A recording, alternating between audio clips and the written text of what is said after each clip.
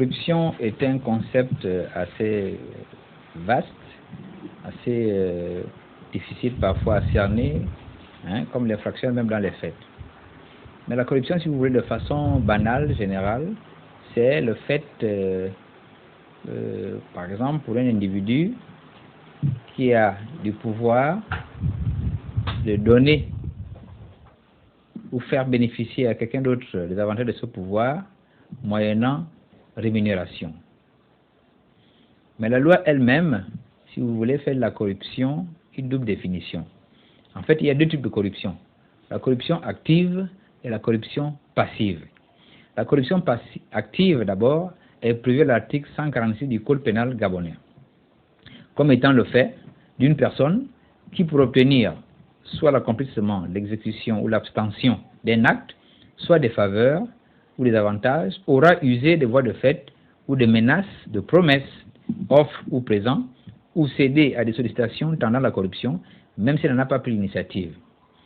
Donc la corruption active, c'est le fait d'un tiers, c'est-à-dire l'administré, l'usager de la fonction publique par exemple, qui vient demander un avantage à quelqu'un qui a du pouvoir et il va donc rémunérer la complaisance de l'agent public, ce qu'on appelle la corruption active, c'est-à-dire le fait d'un tiers administré qui rémunère la complaisance de l'agent public.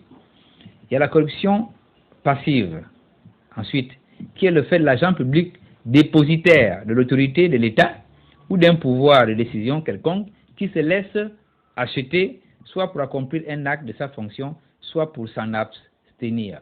Donc voilà les deux définitions de la corruption active qui est le fait d'un tiers et la corruption passive, si vous voulez, qui est le fait de l'agent public qui se laisse acheter moyennant rémunération.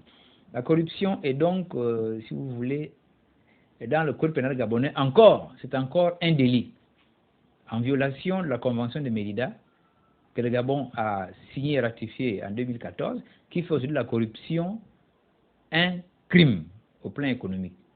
Dans la Convention de Mérida, qui a été signée au Mexique, qui est une convention onusienne, fait actuellement la corruption un crime international. Donc vous avez entendu parler récemment des gens qu'on a poursuivis pour corruption d'agents publics étrangers et de transactions commerciales. Donc que signifie aujourd'hui cette infraction criminelle? Ça signifie que ce type d'infraction est une infraction qui donne la compétence à tous les pays membres signataires de la Convention, ce qu'on appelle compétence universelle. C'est-à-dire que si vous avez été corrompu en France, on peut très bien vous attraper au Venezuela, tout comme on peut vous saisir au Mexique ou au Gabon, parce que tous ces pays sont signataires de la Convention de Mérida. Donc ça signifie que tous les pays signataires de la Convention peuvent vous poursuivre ou vous arrêter si votre pays national ne fait rien. C'est ce qu'on appelle le principe de subsidiarité. C'est-à-dire si votre pays national déclenche lui-même le poursuite, tout pays signataire du traité ou de la convention peut le faire à votre place. C'est également une infraction qui ne connaît pas d'immunité. C'est-à-dire quel que soit votre rang, que vous soyez ministre, que vous soyez chef d'État, même parlementaire ou même citoyen, dès lors que vous avez commis l'infraction de corruption, vous êtes poursuivable. Ça signifie également que c'est une infraction imprescriptible.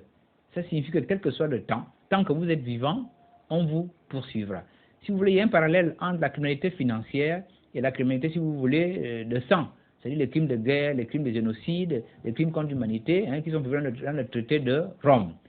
Donc, en dehors de ces crimes-là, de guerre contre l'humanité, du traité de Rome, il y a également la criminalité financière, qui lutte contre la corruption et le blanchiment des capitaux, afin de limiter ou de combattre le terrorisme. Parce qu'on s'est rendu compte que si le terrorisme a pu réussir, par exemple, aux États-Unis en 2011, c'est parce que les gens se sont tués ou les gens ont laissé faire à coût de milliards de francs. Donc, pour empêcher le terrorisme d'évoluer, on va commencer par, si vous voulez, fermer le robinet, empêcher, si vous voulez, que des sommes d'argent soient utilisées à cette fin. Voilà pourquoi aujourd'hui, dans les conventions aussi bien de la CEMAC, parce qu'il y a une convention de la CEMAC qui est également prise le 3 avril 2003, convention CEMAC-UMAC à Yaoundé contre le blanchiment des capitaux et contre le terrorisme, tout comme la convention des Nations Unies contre le terrorisme.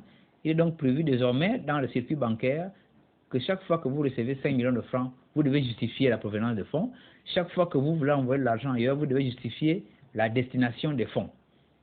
Voilà pourquoi donc la corruption aujourd'hui n'est plus un délit, comme on le garde encore dans le code pénal au Gabon, qui doit être harmonisé avec la convention de Mérida que le Gabon a signé et ratifiée depuis 2004. La corruption est désormais un crime international.